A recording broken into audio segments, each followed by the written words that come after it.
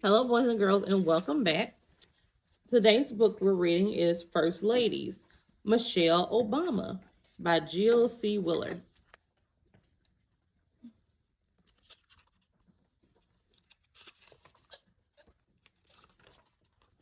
Michelle Obama. Michelle Obama became First Lady in 2009. Her husband is Barack Obama, the 44th President of the United States. The Obamas are the first African American president and First Lady in U.S. history. Mrs. Obama is a strong First Lady. She combines drive and intelligence with a genuine concern for others. She enjoys meeting new people and hearing their stories. Mrs. Obama also loves to discuss important issues. She jokes about how her husband prepared for his 2008 presidential debates. She says all he had to do was spend time talking with her. The U.S. president is sometimes called the commander in chief. Mrs. Obama calls herself the mom in chief. She has balanced a successful career with motherhood. She often says she is only as good as her saddest child.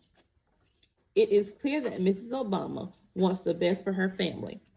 As First Lady, she hopes to reach out to other American families.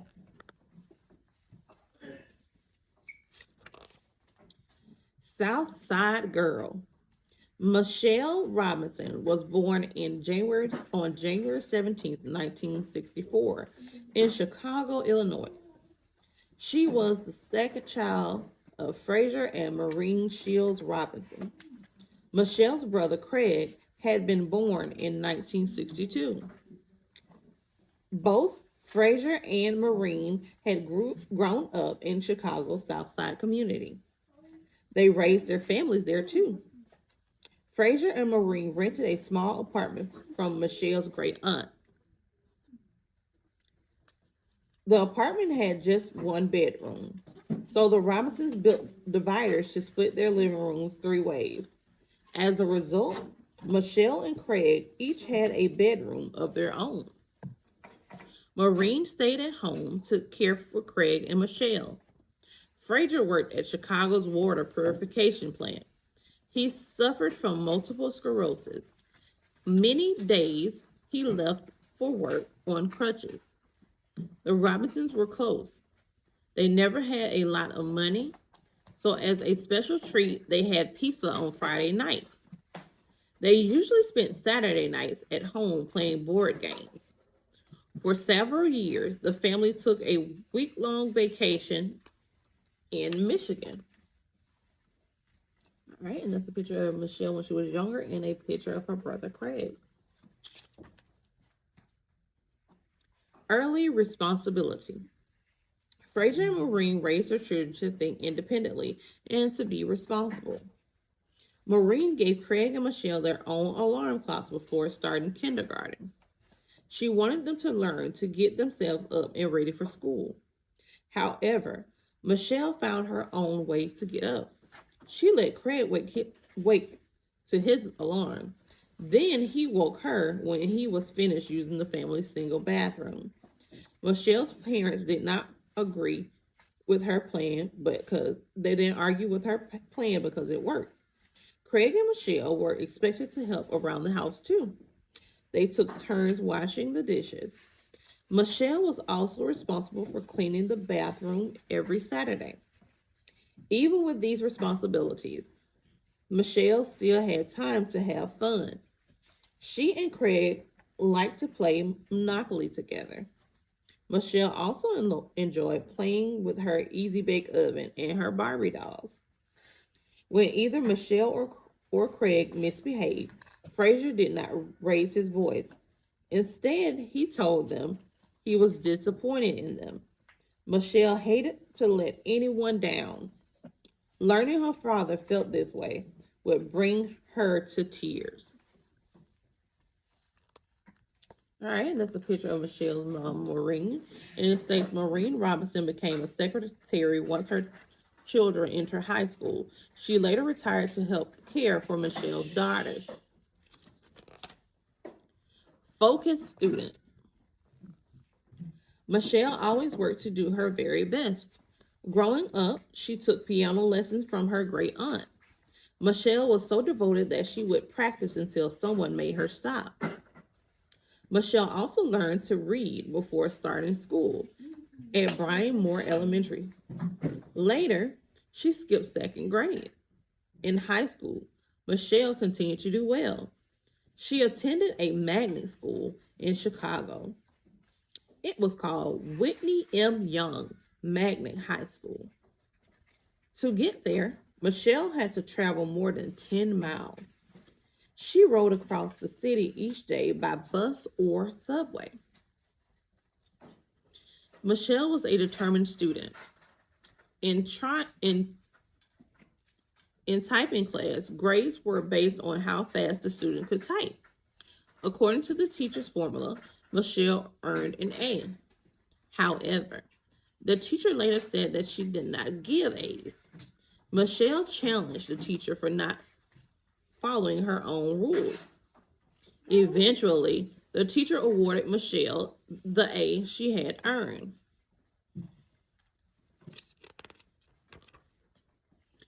Princeton. In high school, Michelle proved she was a natural leader. She served on the student council. Senior year, she served as class treasurer. In addition, Michelle was a member of the National Honor Society. She also sang in the school choir and was involved with the talent shows and school plays. Michelle wanted to attend Princeton University in Princeton, New Jersey, after high school. She had good grades, but she was not at the top of her class. Some of Michelle's teachers did not think Princeton would admit her, but Michelle applied anyway, and the school accepted her. In 1981, Michelle graduated from high school. That fall, she entered Princeton University. It was a very different place from what Michelle was used to. Her high school classmates had come from a variety of backgrounds, but there were few African American students at Princeton. Michelle felt a bit out of place. Still, Michelle did well at Princeton. She studied sociology. For work, she cared for children at an after school center. Michelle also ran a literacy program for children from local neighborhoods. Okay, what do we think the word literacy means? In her spare time, Michelle hung out with other minority students. They relaxed at the Third World Center on campus. Michelle graduated from Princeton in 1985 with high honors.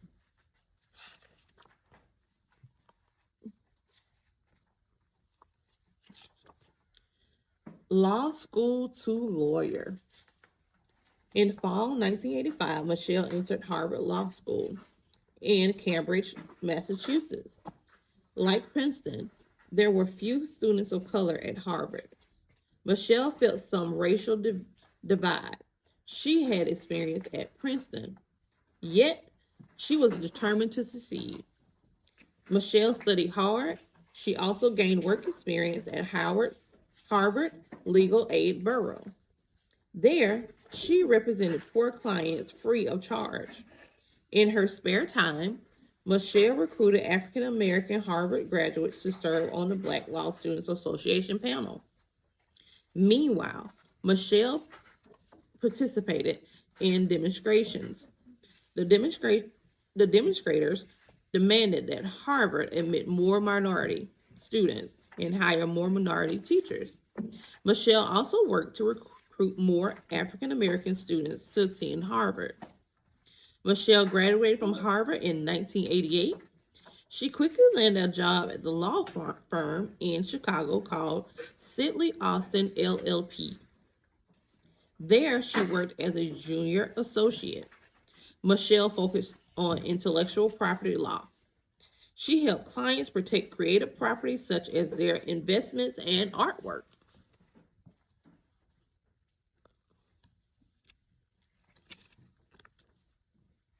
Meeting Barack. In summer 1989, Michelle's life took a turn. At work, she began mentoring a summer intern named Barack Obama. Barack had just completed his first year at Harvard Law School. Many workers at Sidley Austin LLP thought the young man was handsome and intelligent. Michelle agreed. But when Barack invited Michelle on a date, she refused. Barack then invited Michelle to listen to him speak to a community group. He spoke about closing the gap between the world as it is and the world as it could be. Barack's speech impressed Michelle. She finally agreed to a date. For their first date, Barack took Michelle to the Art Institute of Chicago. They also had ice cream. Michelle soon introduced Barack to her family. The Robinsons liked Barack, yet they did not think the relationship would last. However, Michelle and Barack were in love.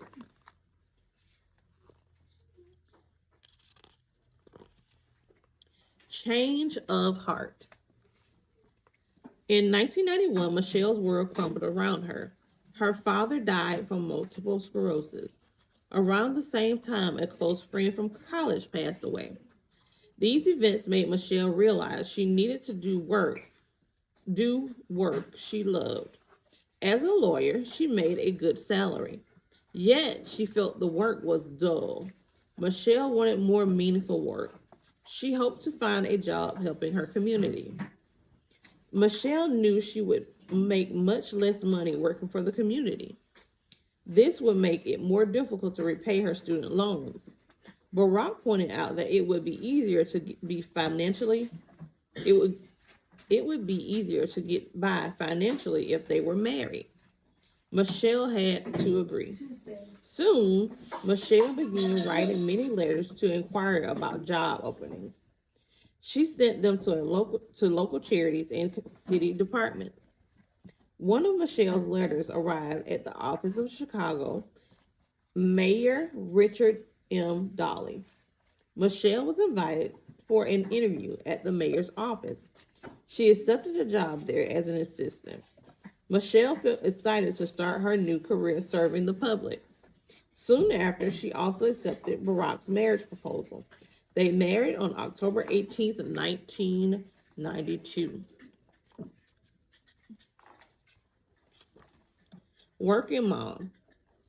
The Obamas moved into an apartment in Chicago's Hyde Park neighborhood. In 1992, Mrs. Obama began working for the Chicago Department of Planning and Development. Mr. Obama was working on community projects. In 1993, Mrs. Obama founded the Chicago branch of Public Allies. This group helped young people learn leadership skills for careers serving their community. Mrs. Obama served as the branch executive director until 1996. That year, Mrs. Obama became Associate Dean of Student Services at the University of Chicago. She organized community service projects for students. That same year, Mr. Obama began his career in politics. He won election to the Illinois State Senate. Mrs. Obama was now in the middle of a bright career. So was her husband. The Obamas soon decided to start a family.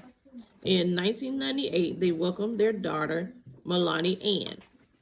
Natasha, called Sasha, followed in 2001. The senator's wife. In 2000, Mr. Obama decided to run for a seat in the U.S. House of Representatives. At first, Mrs. Obama was upset. She worried her husband would be away from their family too much. Mrs. Obama eventually realized that running for office was important to her husband. Unfortunately, his campaign was unsuccessful. Meanwhile, Mrs. Obama decided to change jobs again. In 2002, she applied for a job with the University of Chicago Medical Center. At the time of her interview, Mrs. Obama did not have a babysitter for Sasha, but Mrs. Obama went to the interview anyway. She took Sasha and her in a stroller. As a result, her determination Mrs. Obama became the center's executive director of community and external affairs. Mr. Obama still hoped to work in national politics. So in 2004, he ran for the U.S. Senate and won. Mrs. Obama knew this job was important to her husband, yet she did not want to move their family across the country. So they stayed in Chicago and Mr. Obama commuted to Washington, D.C. On the campaign trail. Mr. Obama quickly became a popular senator. He also became a rising star in the Democratic Party. Then, in February 2007, he announced that he was running for president in the next election. Mrs. Obama was torn about her husband's decision. She was concerned for his safety. She also worried about him spending so much time away from home. Yet she believed he could help change the world for the better. In 2005, Mrs. Obama had become Vice President of Community and External Affairs at the University of Chicago Medical Center. In 2008, she decided to take time off to help her husband campaign. Mrs. Obama soon became a key member of the campaign team. She gave many speeches that she had written herself. She even delivered them without looking at any notes. Mrs. Obama became popular with many Americans. Throughout the campaign, Mrs. Obama stayed focused on her family. She never missed any of Melania or Sasha's soccer games or dance recitals. Then in November, Americans elected Mr. Obama president. New kind of first lady. On January 20th, 2009, Mr. Obama was inaugurated the 44th President of the United States. The same day, Mrs. Obama became the nation's first African American First Lady. She also became the youngest First Lady since Jacqueline Kennedy. Mrs. Kennedy was just 31 years old when she moved into the White House in 1961. Mrs. Obama is a fresh face for the role of First Lady. As an African American, she brings a new perspective to the White House. Mrs. Obama is also known for her fashion sense. Even more important, she is respected for her intelligence. Mrs. Obama ranks among the most educated first ladies in U.S. history. In Washington, D.C., Mrs. Obama first helped her family settle into their new home. Then, as First Lady, she devoted herself to helping military families and working women. Mrs. Obama also continued encouraging Americans to support their communities. Together, the Obamas have already made history. It is likely there will be much more to add to Michelle Obama's amazing story. All right, and here is an image of Mr. Obama's historic inauguration that took place outside of the U.S. Capitol. Mrs. Obama held the Bible as he took his oath of office. President Abraham Lincoln used the same Bible at his inauguration in 1861. All right, and that is the end. Would one of you guys want to one day be the president of the United States or the first lady? You never know. See you next time. Bye bye.